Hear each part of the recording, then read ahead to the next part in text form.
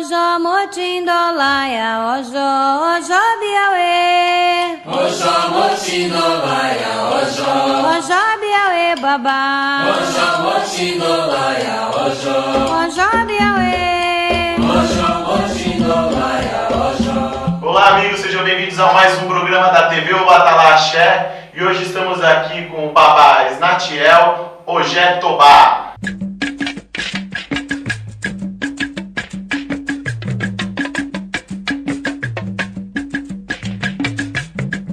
Sua bênção, babá, seja bem-vindo. O Xoguinha que abençoe, a bênção. Obrigado pelo convite, pela oportunidade de falar um pouquinho sobre religião, falar um pouquinho sobre Egungun, sobre o culto tão sagrado a Egungun. É isso aí, babá. Então, já que nós vamos começar a falar sobre Egungun, antes um pouquinho, eu queria perguntar para o senhor o que é Ogé? Ogé, na realidade, Ogé é um sacerdote, né, do culto a Egungun, né, o culto aos ancestrais. Então, para alguns, né, no meu caso em específico, eu sou nascido e criado dentro do candomblé, né, afrodescendente, venho de uma família baraquê, meus pais, né, Alabi Facoiá, minha mãe Maria do Carmo, né, e eu fui criado dentro do Nagoé Baraquê, né, onde o culto para orixá e de Egungun sempre foi um culto muito próximo, né, não misturado, mas próximo, porque tudo que se fazia para orixá, em qualquer segmento, em qualquer festividade, era necessário se fazer primeiros agrados aos ancestrais. Né? Então, como existe o Babalorixá, o Ialorixá, como existe o Babalaô, a Yanifá, que são sacerdotes e sacerdotisas, o Ogé é um sacerdote, né, do culto aos ancestrais, do culto direcionado a Egungun. Né? Então, no meu caso, eu vivi 40 anos no candomblé, né, por questões espirituais, procurar uma palavra com Babalaô, e o Egungun, né, o Egum da minha própria mãe carnal, indicava que eu precisava iniciar no culto. Né? Então foi o chamado de Egungun que fez com que eu me tornasse Ogé. Então, e aí começou o meu segmento como Ogé. Entendeu? Ogé é um sacerdote supremo, digamos assim, é o primeiro sacerdote supremo do culto a Egungun. Babá, seja bem-vindo, sua bênção. Deus é a bênção. Deus abençoe. Babá, e sua história? O senhor nasceu no candomblé, que se tornou sacerdote por um chamado, mas o senhor é Ogé, eu sei que o senhor é Machó. Conta a sua história. A minha história começou assim. Eu nasci em 8 de novembro de 1974. E a minha avó, por parte de mãe, ela dizia sempre que o primeiro neto dela teria que ser homem. Né? E filho de Ogum, ela queria, não que teria que ser, pedia isso, era o desejo dela. E aí eu nasci, né? E logo de criança, né, já fui preparado, nos primeiros meses de nascido, eu fui gerado, eu costumo falar isso com muito orgulho, né? Eu fui feito, fui concebido, né? Fiquei ali, minha mãe grávida, todo o período, né? Dentro de uma casa de axé, dentro de uma casa de candomblé. Aos 3 dias de nascido, minha mãe só foi ao hospital e voltou, e 3 dias de nascido eu estava dentro da casa de orixá. Né? Então, eu nasci dentro de uma casa de orixá. Fui iniciado aos 3 anos de idade, né, para o orixá Ogum, porque era um desejo de minha avó, juntamente também com meu pai, o Xoguian, que foi ali junto, que minha avó queria, e foi o que saiu na iniciação, no jogo de minha avó deu isso. Então foi ali junto com meu pai, com a minha mãe, com a minha avó, né, com minha família, tanto por parte também de pai, né. E aí eu fui iniciado e fui tomando minha vida, fui passando por inúmeras etapas, nunca conheci outra religião, só conheci só o candomblé, né. Fui batizado sim na igreja católica por uma questão da minha avó também, né? Mas nunca fui frequentador de nenhum outro segmento religioso, a não ser o candomblé, né? Afrodescendente. E aí fui tocando minha vida ali junto com meus pais, com meus avós, com minhas tias, com meus tios, né? A nossa família é muito grande, né? Hoje atualmente eu tenho, são 6 irmãos, 7, né, comigo, e 9 netos, né, meu pai tem, então é uma família grande. E aí, em 1994, né, meu pai já tinha mudado de nação, né, foi para Casa Branca, mudado entre aspas, desde que o Oxóguian de meu pai, né, que é herdeiro do Ilha Jagunã, nasceu, né, ele já dizia que ele não era daquela nação, que um dia ele iria para a nação dele. Então, em 1990, meu pai vai a Salvador e conhece a vovó Conceição, né, que era Yamurô da Casa Branca, mãe carnal de Equede Sinha, que é também mãe pequena do meu pai e minha mãe pequena também. E aí houve essas determinações, né, através do Ifá, do oráculo, e aí meu pai foi tomar essa obrigação, e aí fomos para o gueto e tal. Em 1994, eu fui apresentado, não é iniciado, mas apresentado e confirmado a Lemoxó de Oxóguian, né, pelo culto afrodescendente. E aí eu já vinha desempenhando alguns papéis, né, talvez não, sem nenhuma consciência, porque desde os 3 anos eu já ajudava na matança dos orixás, a cortar para o meu pai Oxóguian, né, a imolação de animais, que foi uma indicação de orixá. E meu pai Oxóguian sempre disse uma coisa que me emociona em lembrar. Ele dizia, né, sempre minha mãe repetia essas palavras, ele nasceu para me servir, ele nasceu para servir os orixás, ele nasceu para servir os orixás.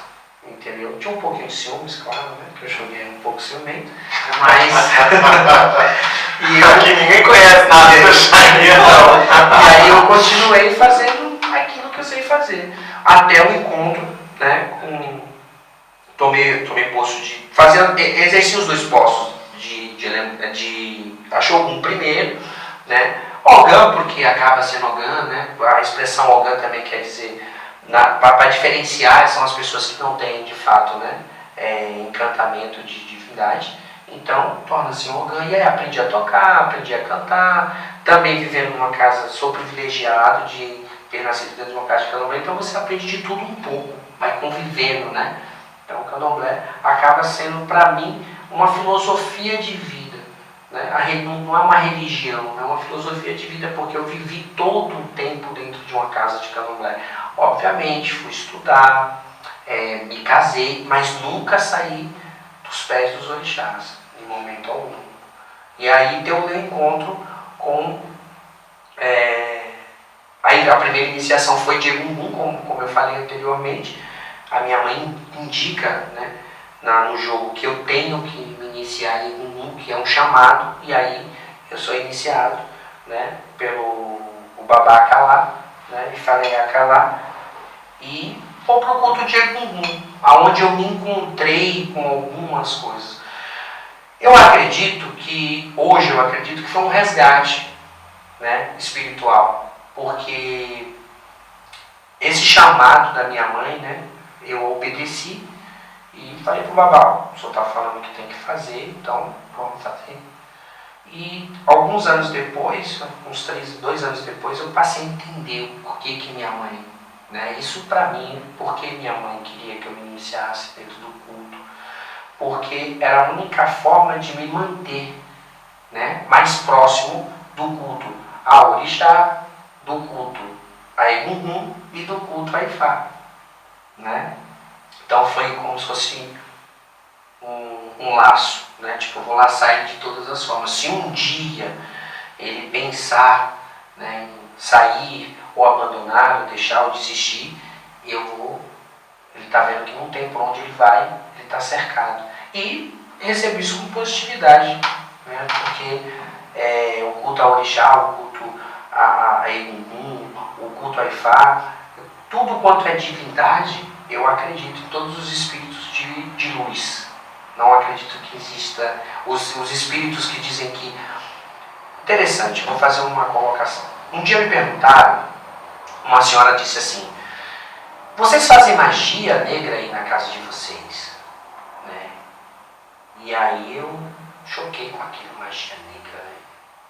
Eu fui até o meu pai, carnal, para brifar com ela. Falei: meu pai, a senhora falou que nós fazemos magia negra aqui. Meu pai falou: falou isso? Mas nós fazemos mesmo. Eu assustei, né? Falei: a gente faz magia negra? Ele falou: sim, porque a magia é negra. Nós não fazemos baixa magia, que é o mal ao outro, né? Que é plantar a discórdia, fazer a coisa ruim para os outros, né? Mas a magia é negra. Por que a magia não é negra? Quer dizer, ficou dito para mim, nítido, que a magia é negra porque nós somos descendentes, somos afrodescendentes, então a energia é negra mesmo. Babá, o que é Egungun? Egungun é uma divindade, né? Começa com a divindade de Egungun Araorum, né? O Egungun do céu, que já vem divinizado, né? Na realidade tem uma parte de Uitã que relata que Olodumare havia muita vida aqui na Terra, né? Muitas pessoas estavam tendo um acúmulo, ainda não se conhecia, né? E aí Olodumare manda que Egungun venha para a Terra, né? Para organizar isso, né? Então, o que acontece? Egungun é um orixá, é uma divindade, só que existem situações diferentes. Egungun Araorum, que são o Egungun do céu, Egungun Araie, que são os nossos ancestrais, né? Pai, a mãe, avô, avó, que mesmo essa palavra, porque não passa a ser o morto, passa a ser Egungun o que te antecede. Então seus ancestrais são também Egungun em vida, mas são Egungun porque vieram antes de você, conheceu a terra antes de você, né? Quando você fala do que existe tipos de Egungun, né? Quais são esses tipos de Egungun? Os tipos de Egungun são justamente esses: Egungun, Orum, Araorum, Araí. Viveram aqui na Terra, tiveram vida, né? E que são os nossos ancestrais, e damos continuação ao culto. Interessante que as pessoas falam assim, associam demais Egungun a Iku, né? São divindades extremamente diferentes, né? Porque ficou muito misticismo de que tudo que é ligado a Egungun tem a parte de misturar, de falar: não, a morte está perto, a coisa triste está perto, ai meu Deus, a perda está perto, né? E Egungun não é isso, porque dentro do culto, o que Egungun mais nos dá é longevidade, vida longa, né? Quando uma pessoa vai recorrer a Egungun, é para pedir justamente vida longa, porque se pega no Itã lá atrás, onde ele vem com o propósito de tirar esse excesso, você pede então vida longa, para que você possa viver mais tempo, ficar mais tempo aqui na Terra. Essa é a verdadeira intenção do culto a Egungun, né? Esse chegado até o Egungun.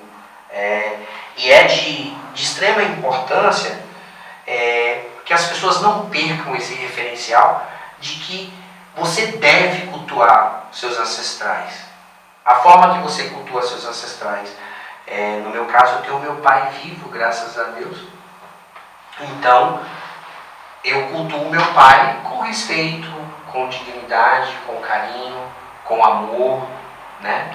A minha mãe, que já se encontra em outro plano espiritual, Egungun Araí, eu trato também da mesma forma, com amor, com respeito, com culto, onde existe um Ossé, né, Egungun, a cada 4 dias, onde eu consulto a minha mãe, onde eu faço oferendas, nem sempre, mas consulta se quer oferendas, né, se deseja algo, se ela quer me advertir de algo, se ela quer falar algo para mim, se ela quer me alertar de algo. Então é importante essa ligação de qualquer ser humano com os seus ancestrais, né? ou que mais ancestrais ainda, quem tem avó, avô, porque todos nós sabemos que teve alguém antes da gente aqui. É impossível a pessoa falar não cultuar Egungun. Não tem como não cultuar Egungun. E por que devemos cultuar? Por que eu devo cultuar meu ancestral que já não está mais aqui na Terra entre nós? Eu acredito que seja a única ligação que você... a ligação não é a única, mas uma ligação que você tem com ele. É o que eu disse, você ter entrar em conexão com ele e dizer que ele não ficou no esquecimento, né? Que você lembra. Porque vamos tirar a parte do culto e falar do dia a dia. Quando nós temos digamos, vamos colocar o caso de uma avó, um avô que foi criado com mais proximidade, né? Você, ou eu, o senhor, né? Tem um ente querido. Então, em alguns momentos, você lembra de algo. Meu avô gostava de comer feijão com farinha.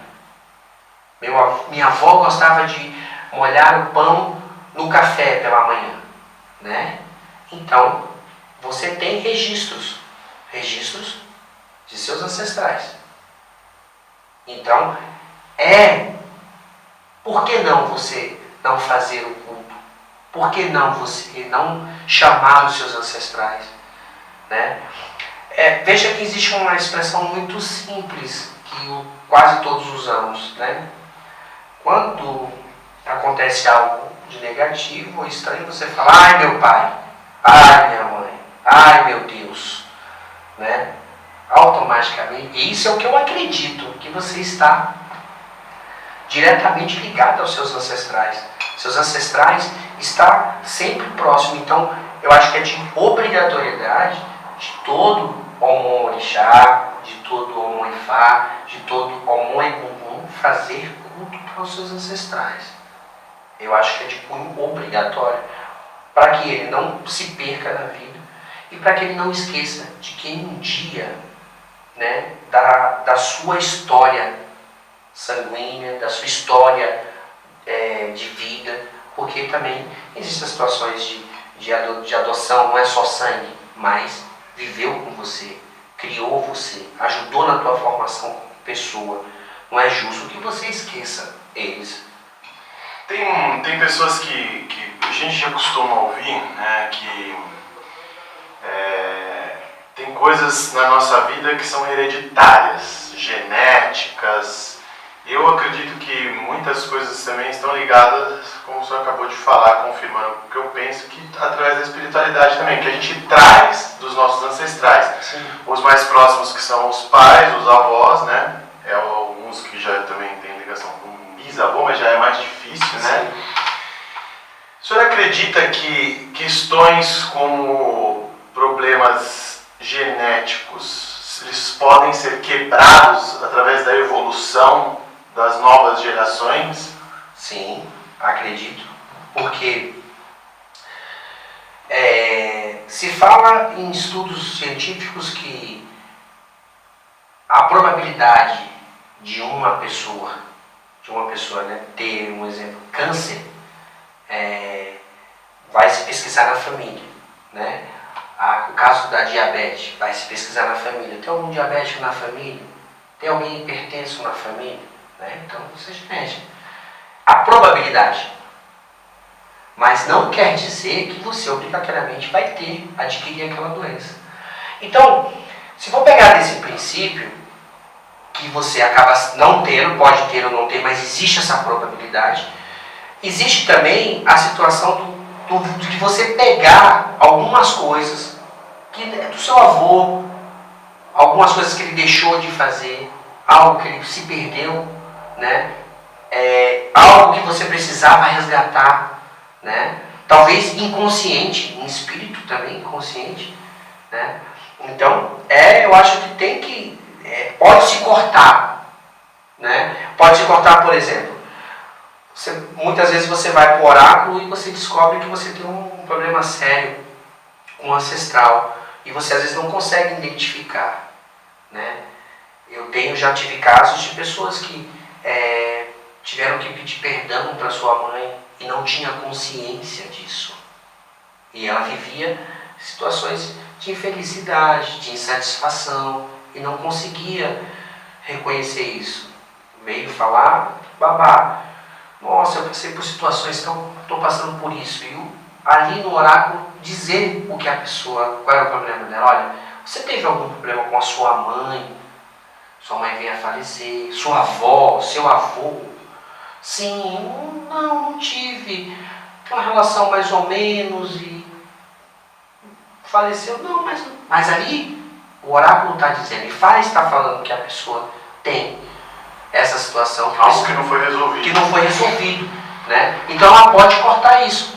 Né? Se ela acaba levando isso pela vida dela e o pode problema fazer continua. inúmeras, porque eu acredito nisso, que ninguém adoeça primeiramente no físico. Eu acredito que a pessoa adoeça primeiro no espírito, né? Não é no físico.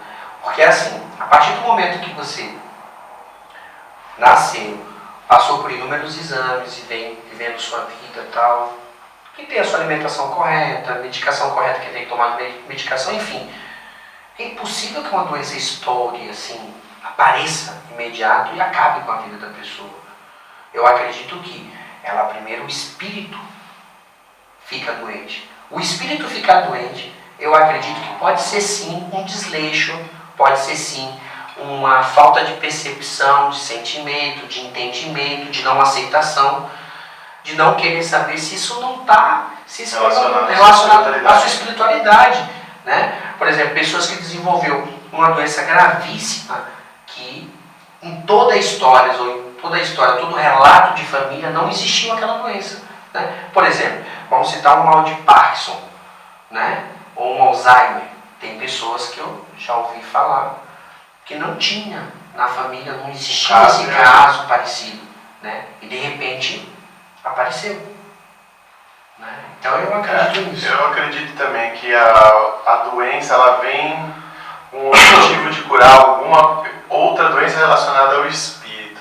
Porque é um momento de reflexão da pessoa. Né? Sim. Aí ela tem que parar para pensar e ver o que está acontecendo na vida, na parte da vida dela espiritual. Eu também acredito muito nisso. Então, assim, a ideia da pergunta era exatamente essa. Você consegue cortar coisas que estão relacionadas à ancestralidade Sim. e seguir um novo caminho. Eu acredito nisso. E assim, por algumas provas de situações Já vividas. Jack, e qual a diferença do culto aqui no Brasil, do culto que já vem de Itaparica, né, que vem da Bahia e vários outros lugares do Brasil que também existem, e que o senhor conhece bem, porque Rio de Janeiro, está sempre viajando para a Bahia, né, está Sim. sempre lá nas casas, e do culto que vem lá da África, culto a dois na África. do culto afrodescendente, a forma de cultuar Egum, né, são situações que são, muitas situações que são ao que são segredos, mas assim, no Brasil, por ter convivido, conhecer muitos ogés, conheci Mestre Titi, conheci Mestre Domingos, Mestre Dionísio, né, convivi ali por algumas festas, alguns dias, né, em Ilha de Itaparica, no próprio Axipá. O que acontece? A diferença, para mim não existe muita diferença, né? Digamos assim, do tradicional para o afrodescendente, né? As diferenças que existem é que no culto afrodescendente é muito mais fechado, né? Não são todas as pessoas que têm acesso. Existe uma separação sim de quem é ogé, não tem vivência dentro do candomblé, ele só precisa às vezes ser iniciado, ser confirmado. Para algumas outras famílias no Brasil não pode, a pessoa só pode ser do culto para Egum, não pode participar dos dois.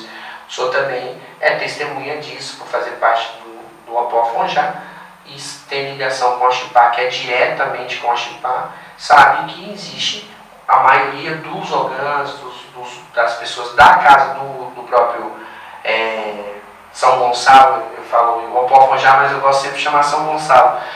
do São Gonçalo são do Axipá. E tem convivência, e tem São Ogés, São Omoixãs, São Alabês, São Babacorim, né? Existe essa aproximação. No culto tradicional, do qual eu fui iniciado, o culto tradicional ele é mais aberto, entendeu? Mais amplo, né? De entendimento, né? As coisas do alô são diferentes, mas não sei assim falar para você, eu não consigo enxergar essa total, sabe, isso é tão distante.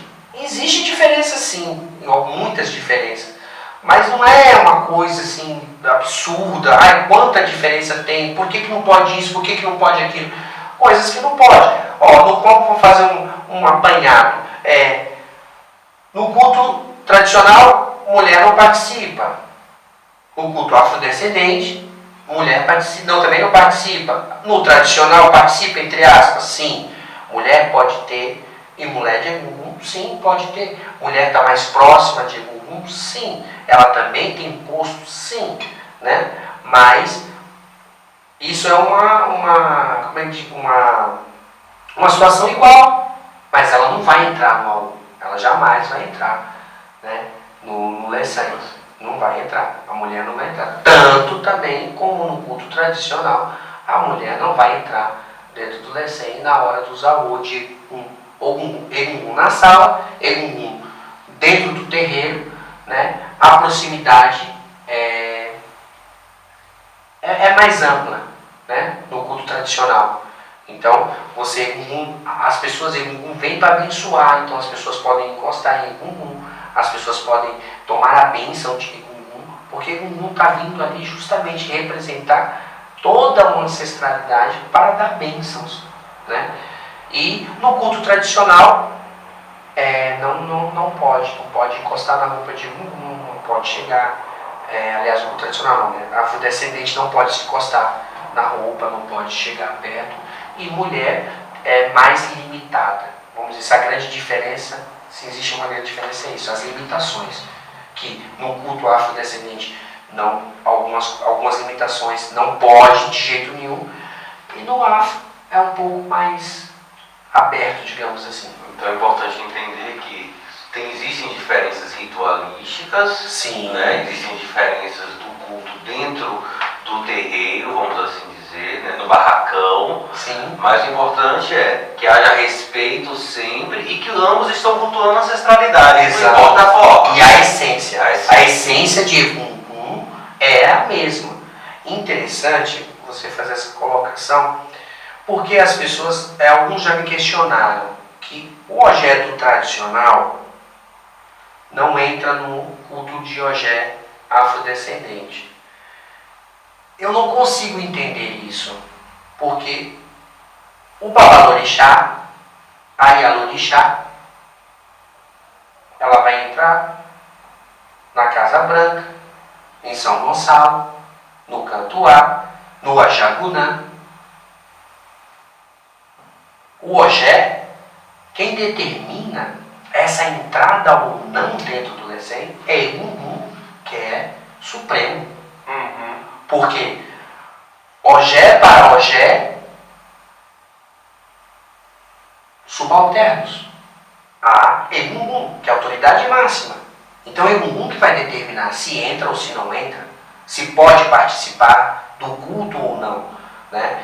Então existe também algumas situações que não são as divindades que criam, são seres humanos que criam, são pessoas que criam essa situação, né? Então é a mesma coisa de você falar do culto de Ifá, o Babalaô, que é Babalaô, vai entrar dentro de Bodu. Se ele não é Babalaô, ele não vai entrar no Ibodu. Mas para Ifá, todos são um Ifá, porque quando Ifá está ali, que não está dentro do Aô, que é o Ibodu, Orulá é para todos. Então, o Omoifá, a Iarifá, o Babalaô, tem acesso a Ifá. Bom, Babá, quanto à reencarnação, porque a gente aqui no Brasil tem uma ideia que assim, existe a reencarnação, né? Como fica essa questão quando se cultua a sua ancestralidade e os seus antepassados? Esses espíritos, eles reencarnam, ou dentro desse do culto, né, de Egungun não se acredita em reencarnação? Como funciona essa Eu prefiro falar para o senhor da minha visão pessoal, né? Porque falar pelos outros é complicado, né? Mas dentro daquilo que eu aprendi, essa reencarnação é possível, sim, é possível. Só que não existe provas. Não consegui para mim essas provas, mas existem indícios. Vou dar um exemplo. Parece uma coisa boba, mas é interessante. Às vezes você vai para um lugar, como já aconteceu. Eu cheguei numa cidadezinha em Minas, no estado de Minas, não me recordo o nome, mas era uma cidade bem pequena. Eu lembro que era próximo a Guaxupé. Acho que era Guaxupé, acho que era isso. Mas era uma cidade pequena, muito pequena. Devia ter, acho que não devia ter 10 mil habitantes. E eu parei a um local e eu tinha a certeza dentro de mim que eu já tinha ido ali naquele local, eu tinha lembranças e coisas assim que eu reconhecia, como se eu tivesse, como existe hoje aqui o metrô que você passa, né, aquele ponto de ônibus que existe próximo à sua casa, você sabe, não, tinha um ponto de ônibus aqui, tinha um orelhão aqui, e eu fiquei com aquilo na cabeça, né? Isso não aconteceu por uma vez, aconteceu por inúmeras vezes. Eu já estive aqui, eu conheço esse local, mas é óbvio que eu não conhecia, porque você tem consciência. Será que minha mãe me trouxe aqui quando criança? Não, minha mãe nunca foi para Minas. Meu pai nunca foi para Minas. Nunca viajei com ninguém para cá, para essa cidade, para esse estado, para essa cidadezinha. Algo aconteceu. Então eu acredito nisso. Agora, eu acredito também que a reencarnação seja uma evolução também. Eu acredito que alguns espíritos voltem, não acho que é generalizado, são todos vão reencarnar. Eu acredito que exista sim uma reencarnação, que alguns espíritos precisam voltar aqui para concluir algumas coisas que não deixou. E esse que não retorna se torna um encantado, nunca tem um encantamento e permanece no Aire. Exatamente, eu acredito nisso. No Orum, né? No Orum, eu acredito. Eu acho que alguns espíritos voltam para cumprir uma missão, um tratado, um acordo, né? E interessante, talvez por pouco tempo, um renascimento pode ser uma reencarnação. Tem um determinado. Quando se nasce uma criança que vive poucos dias, poucos meses, poucos anos, pode ser uma reencarnação. Ele teria que passar pelaquela família, pelaquele histórico, para ter aquele histórico na vida dele. Eu acredito que isso. Eu não acredito em coisas assim que tudo tem um sentido. Eu acredito que o Lodumário é tão perfeito, é tão especial, que tudo de fato tem um sentido. Tem um sentido. Tem um porquê, não tem como você dizer que não existe.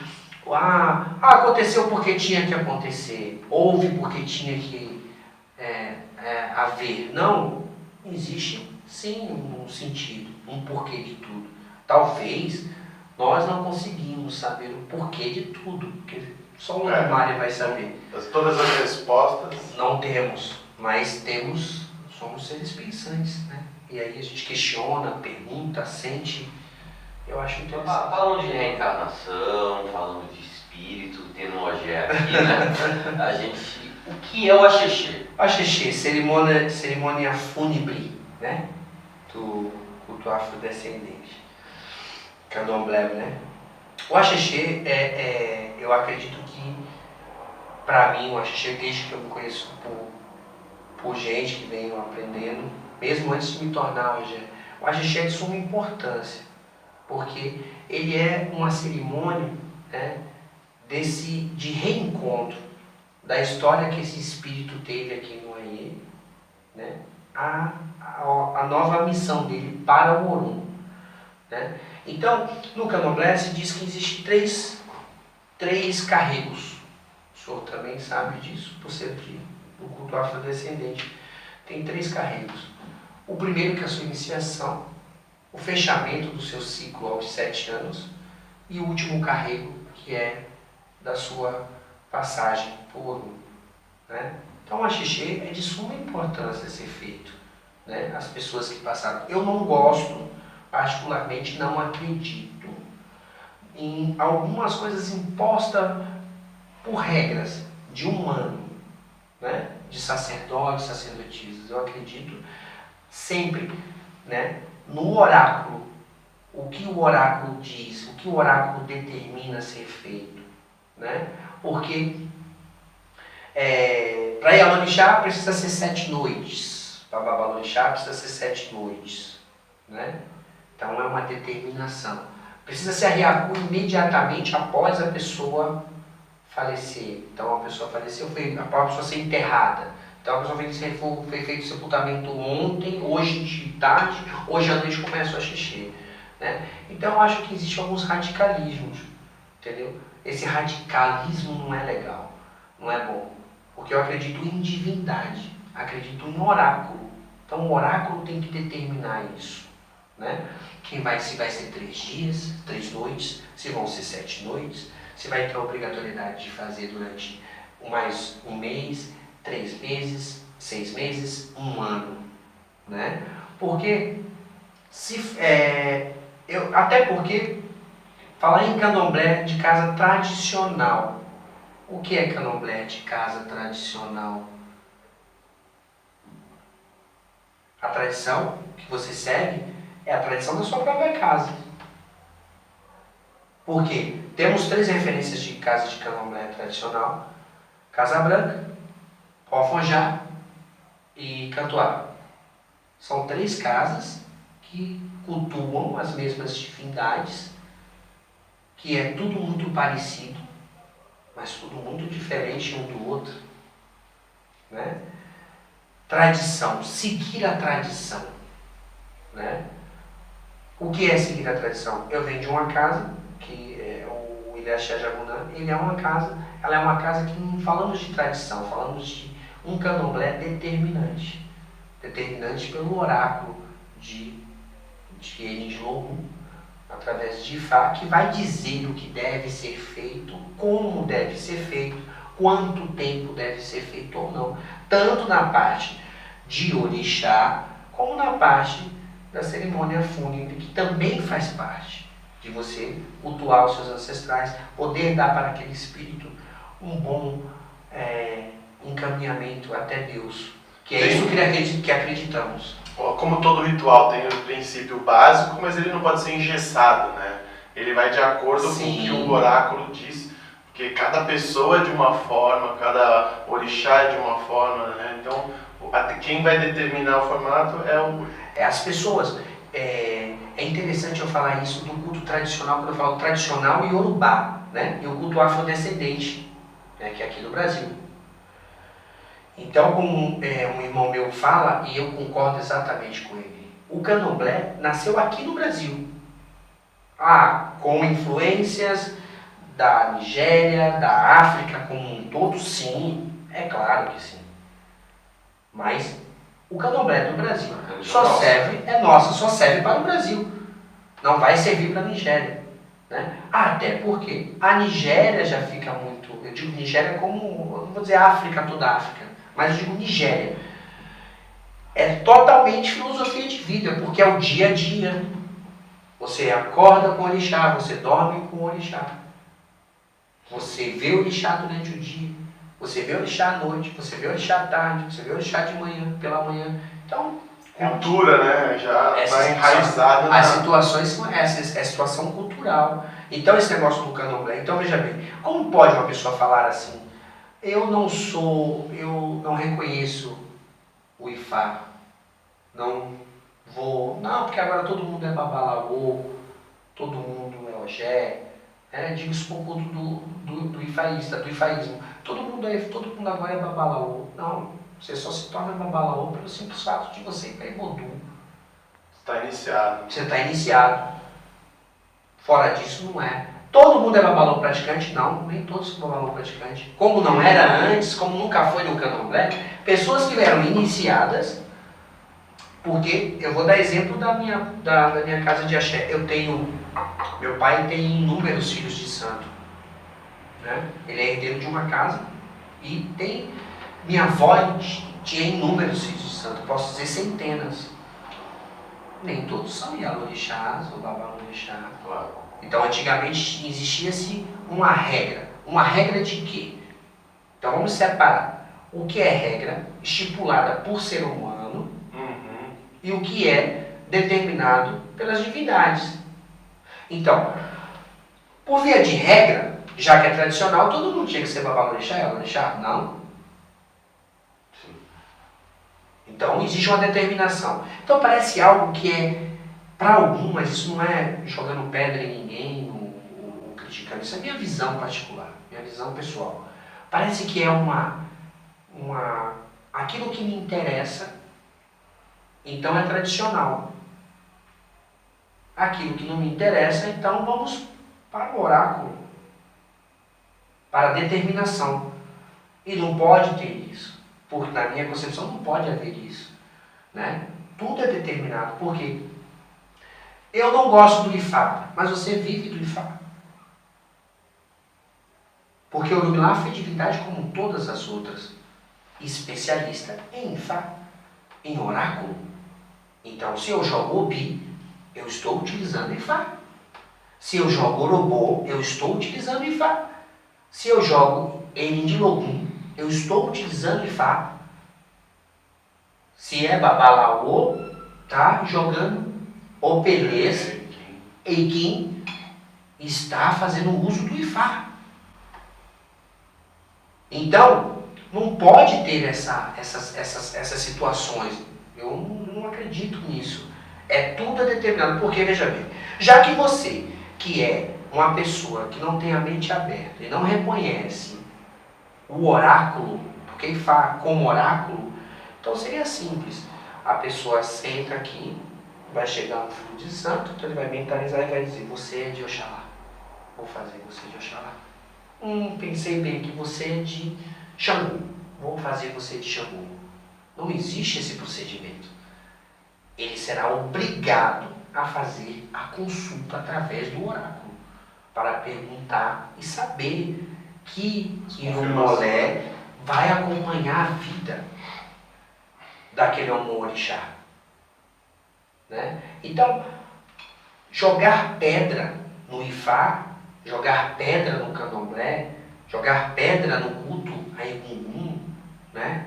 Parece que, na minha visão, não entendo Dá um tiro no próprio pé. essa suposta, entre aspas, guerra interna. Não tem porquê existir essa guerra interna.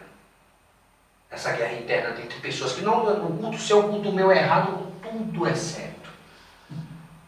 Porque eu acredito que você é guiado pelas mãos de Olodumare. Desde que você tenha passado por todos os preceitos, todos os procedimentos, sim, você é guiado. Você está autorizado a fazer então, aquilo. O Senhor Olorixá. Por quê? Porque assim foi os pactos que você fez lá no Orum. Assim, Ifá orientou e indicou. E assim, os sacerdotes, os sacerdotistas de cada um de vocês fizeram. E os orixás abençoaram. Né? Porque senão parece uma coisa prática. Parece uma coisa que parece muito pessoal. Nem todas as pessoas que são do orixá. Existe também, hoje é no culto Egungun, existem os Omoixãs, né? Que pra gente no tradicional são os Imulé de Egungun, que não tem acesso ao Aô. Né? Omoixã brasileiro. E os Imulés, que são também chamados de Omoixã, mas eu tenho o Imulé de Egungun, ele não tem acesso aos Aô que um Mogé tem. Ele tem um pacto, ele começa a conhecer o Egungun. Ele tem o primeiro pacto, os primeiros juramentos dele, passa por algumas situações, mas não tem acesso ao Aô de Egungun. Ao Lessem ele não tem. acesso. Por quê? Porque é como você dizer, vamos dizer assim no candomblé, um Iaô não pode assistir a iniciação, né, de um ebome, uma pessoa que vai tomar 7 anos. Um abiã não pode presenciar um processo iniciático de uma Iaô, uma feitura, porque ela não passou por aquilo. Eu acho muito interessante que o que eu mais aprendi no culto tradicional iorubá é que você só pode dar aquilo que você tem. Então, para que eu fosse chegar em Egungun, eu passei pelos procedimentos. Para eu entrar em Ibodu, eu me tornei babalaú, mas passei por Ibodu. Então, eu cheguei até ali. Para que eu possa fazer situações em Obone, fui iniciado e entrei dentro do Iledi do nosso babá. Né? Então, sou Obone porque passei. Aonde eu entro dentro de Ebeorum, porque também passei pelo processo iniciático de Ebeorum. Sou iniciado no candomblé, sou iniciado para algum. Porque eu vamos pensar. As pessoas dizem assim, isso é maluquice. O senhor foi iniciado de Oxalá. Aí agora o senhor vai lá entrar no Ifá. E aí raspam sua cabeça. Nem sabem o procedimento. Por que se faz isso? Mas é um processo iniciático. Mas interessante. Eu me pergunto. O senhor passou pelo candomblé, se iniciou no orixá. Depois o senhor vai para o Ifá. Ifá diz que no seu destino encontra-se Egungun também. O senhor precisa passar pelo processo iniciático de Egungun. E o senhor vai acumulando iniciações. Bom, na minha visão, quanto mais Irumolé eu tiver, mais forte eu vou estar. Mais forte minha família vai estar. Desde que seja determinado pela divindade, pelo oráculo.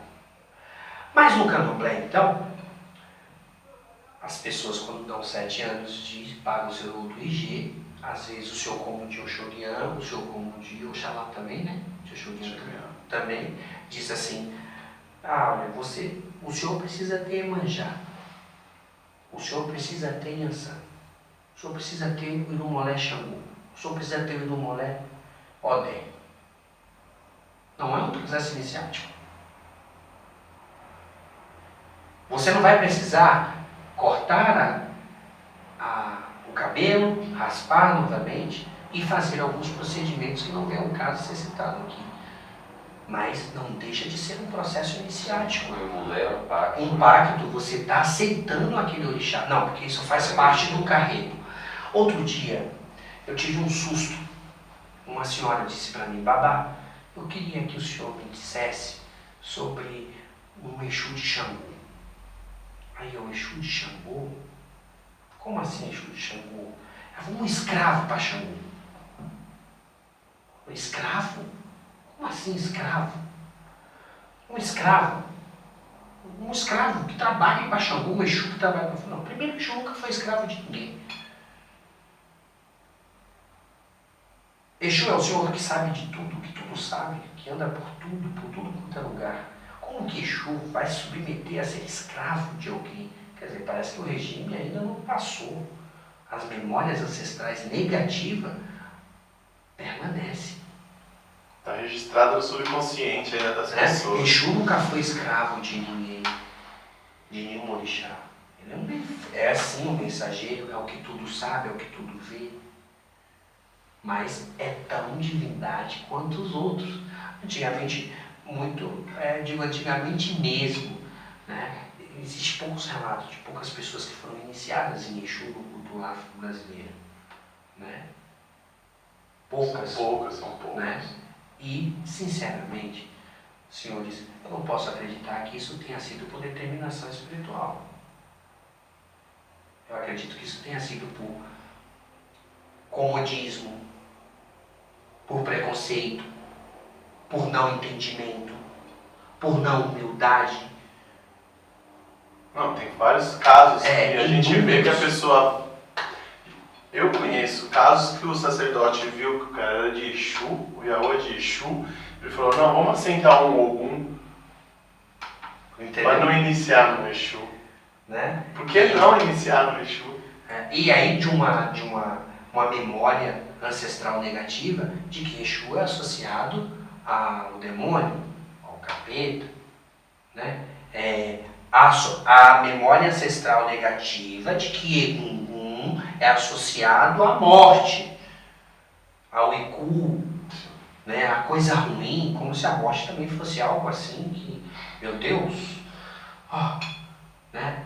Eu escutei sempre de outros Rogérios mais velhos, quando eu morrer, eu não vou morrer. Essa frase é forte. Ele vai dizer, eu não vou morrer. Eu vou ganhar a Shoaku. Então, é muito interessante e bom porque nós também deixamos descendentes. Né? Eu tenho 3 filhos.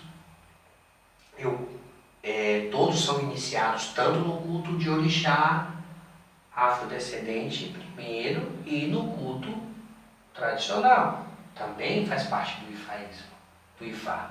Então, são iniciados. A determinação foi essa, foi obedecida através de oráculo. Para onde eles vão? Só Orumilá que sabe, só Orixá que sabe, só Egungun que sabe. Né? Espero que fique pelo menos 1 ou 2 da religião e preserve a história de nossa família. Né? Mas não tem como correr, está enraizado nessa família aí, não tem como fugir.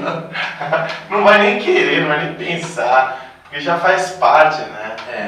Nasceu em berço de orixá. Assim eu espero. Incrível isso, né? É o que a gente fala da África. Essa cultura. Sim. É cultural já na família. Porque quando Ifá veio para minha casa, meu nome de Ifá Wale, Ifá veio para casa. Quando eu cheguei na minha casa, eu fui recebido pelos meus filhos. Né? No caso, os gêmeos. Né? O primeiro estava com a mãe dele, então eu fui recebido por eles. Eles pegaram primeiro o Ifá. Então, isso é uma imagem que eu nunca vou esquecer. E todos os dias eles veem Ifá. Todos os dias eles veem Egum, Exu, Ogum, Xangô, Oxum, Ossanin, que tem dentro da minha casa. O que o culto tradicional me resgatou, de uma forma, é mostrar que o culto é diário. É a filosofia de vida. Eu me sinto mais seguro com todas essas atividades dentro da minha casa. Porque todos os dias eu rezo. Todos os dias tem Ossé, né? A importância do Ossé no culto tradicional. Né? Que não é... Não é o Ossé feito como a gente faz no candomblé. Diferente, não é lavar, não é deixar o santo bonito, mas sim alimentar o orixá, a divindade, rezar, pedir, perguntar se está tudo bem. Então, eu acredito que um Aô Egum, Aô Ifá, ele jamais vai passar por situações de surpresa se ele tiver os seus ossés em dia. Porque a divindade vai sempre avisá-lo. Sim. O senhor, em algum momento, dentro dessa história toda que o senhor viveu, o senhor já questionou sua fé? Não. Não. Porque em alguns momentos que eu pensei que eu não tinha, que essa fé ia me faltar, eu sempre tive sinais de orixá, de Egum, fortalecendo ainda mais o que eu acreditava, o que eu acredito. Então, os orixás, de uma certa forma, eu falava, poxa, será que existe aquilo? Será que não existe? E aí, sempre, pelo menos para mim, sempre veio essa prova, sempre veio essa afirmação, essa confirmação. Existe, eu estou aqui. Entendeu? Né? A minha fé, eu digo que é inabalável. Inabalável. Entendeu? E digo mais, eu falo que Ifá, Egum, Orumilá, Egum, é tudo. para mim. Orixá também é tudo para mim. Mas existe alguns que a gente tem aquela aproximação, né? Eu gosto dessa frase que você falou, dessa palavra da fé. Eu costumo sempre dizer que a minha fé, ela é inabalável e intransmissível. Porque é isso, eu acredito em orixá, eu acredito desde que eu me conheço por gente, eu só tive essa fé. Eu nunca tive outra religião. Sim. Então, é isso que eu acredito, a fé verdadeira, ela é inabalável e intransmissível. Você pode acreditar em Jesus, você pode acreditar em São Jorge, em São Sebastião, mas porque a gente não duvida da fé de ninguém. Sim. Mas a minha é essa frase foi sensacional. E é interessante porque você fala assim, eu acredito em orixá. Eu fui curado desde criança por Oxum. Então vamos falar de coincidência. Se é que existe, né? Vamos falar de uma possível coincidência. Quando eu fui iniciado no orixá, a Iabá, ou outros chamam de Eborau, Pirim, né? Que é o orixá feminino, que se apresentou para minha família, para mim, foi Oxum. Então, desde criança eu fui muito apegado a Oxum. Oxum sempre me deu tudo. Eu tinha dores de barriga abdominais. Tomava água da quartinha de Oxum. Curava. Eu tinha dores de cabeça. Eu tomava água da quartinha de Oxum e a dor de cabeça ia embora. Isso, relatos que eu tenho registrados na minha cabeça e relatos pelos meus próprios familiares. Meu pai, minhas tias, minha mãe enquanto viva. Nossa, esse menino ama tanto Oxum que ele é capaz de amar mais Oxum do que ele mesmo. E é verdade. Quando eu entro dentro do culto de Ifá, o meu Odu tem tudo a ver com Oxum. E Oxum mora dentro do meu Ifá.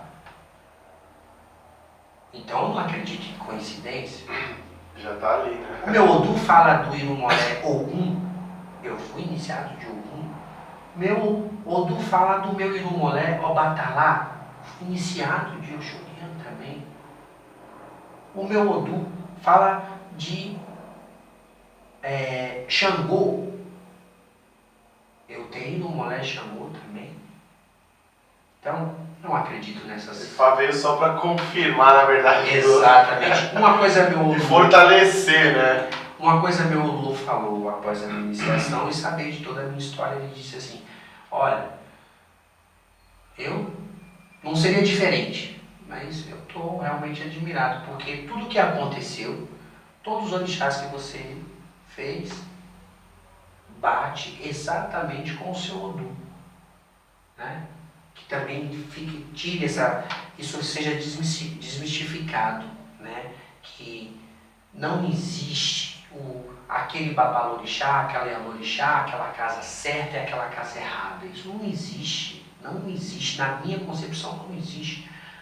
Porque casas de orixá, o senhor passou na casa de um orixá, de um yalorixá, fez tal orixá. Chega na casa do outro e diz que foi tudo feito errado, que não tinha... Meu Deus, será que o orixá não foi tão puro que não pôde acreditar, não interviu e deixou que você fosse iniciado? É muito humano, né? Deixou que você fosse. É muito humano, né? Você colocou algum na sua vida, algum acabou com a sua vida, mas, meu Deus, o que será que o orixá Ogum tinha tanto contra o senhor? E mesmo assim se permitiu, Ogum comeu galo, Ogum comeu bode, Ogum comeu angola, recebeu, pior, às vezes o senhor chega ao 7º ano e Ogum continua, o senhor vai para a casa do seu João, o seu João diz que o senhor era de Oxum. Que o senhor só não teve prosperidade porque o senhor não iniciou em Oxum. E que seu Olorixá e que sua Yalorixá é uma maluca. Porque não colocou uma ideia. Exatamente. Né? Não acredito nisso, acredito que naquele momento que foi despertado, que foi o oráculo sair, lógico que existe sim pessoas habilitadas. As habilitações, isso eu acredito, né? Mas que essa pessoa tão habilitada tenha visto naquele momento que o orixá Ogum era essencial na sua vida. É o momento, né? E aí foi se passando alguns anos, porque falam dessa tal evolução, né? Tanta evolução, as coisas evoluíram tanto. Você acredita que o orixá tem evoluído? Agora eu faço essa pergunta aos senhores. Os senhores acreditam que os orixás tenham evoluído?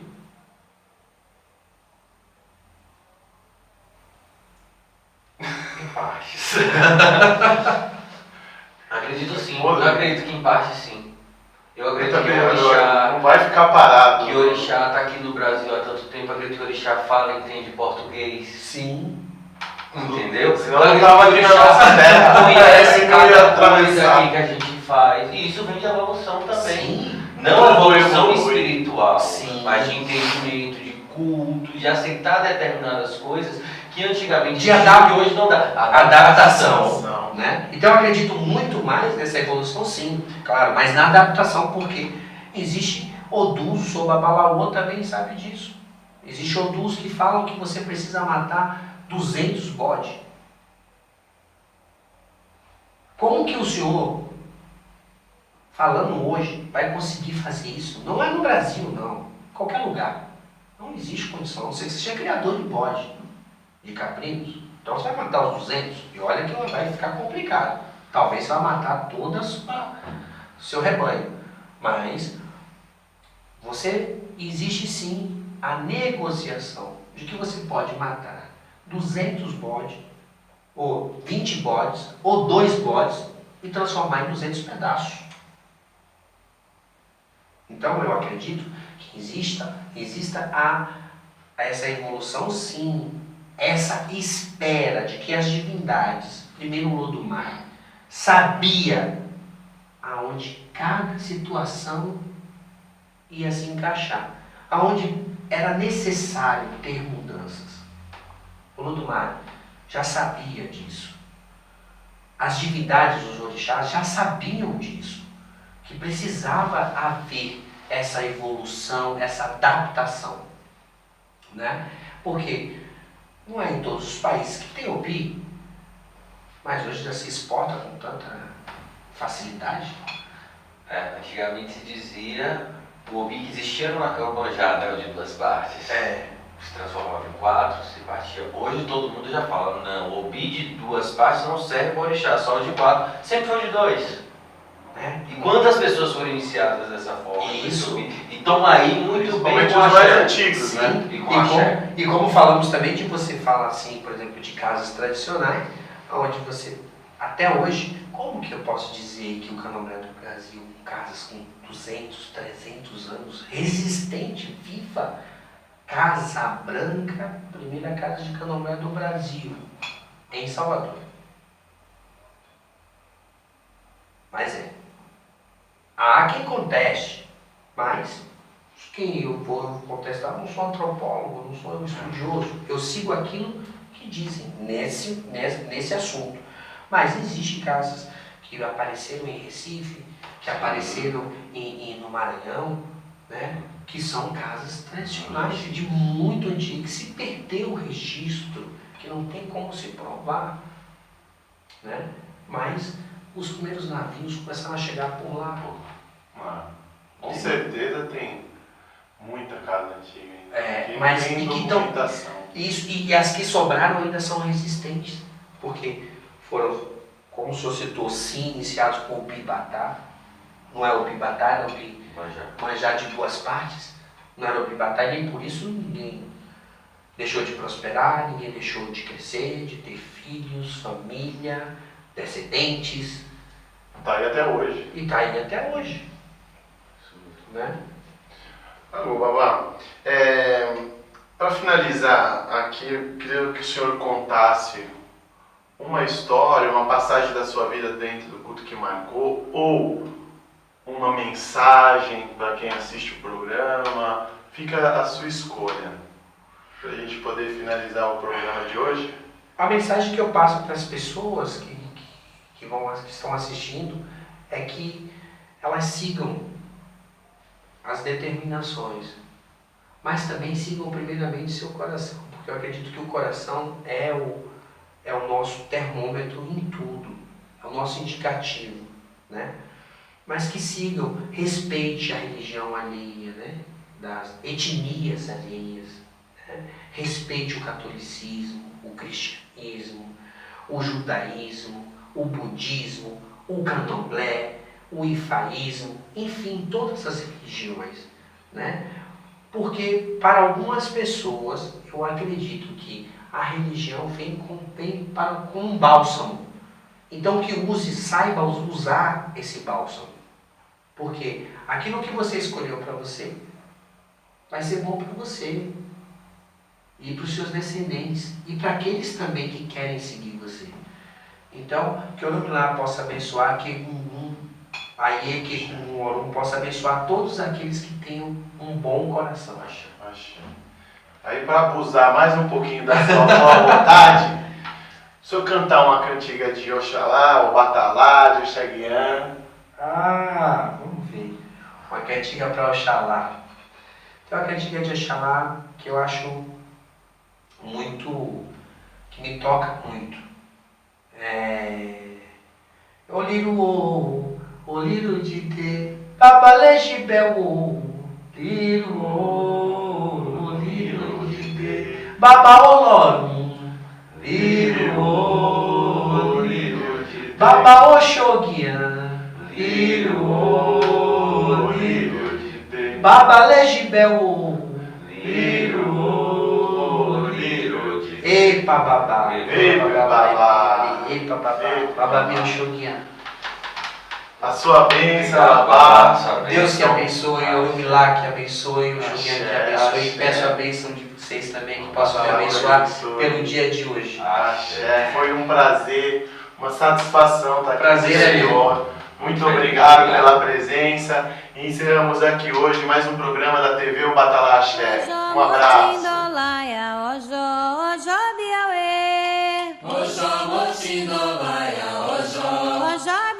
Baba. Oxó, Moxindolaya, Oxó. Oxó, Biauê.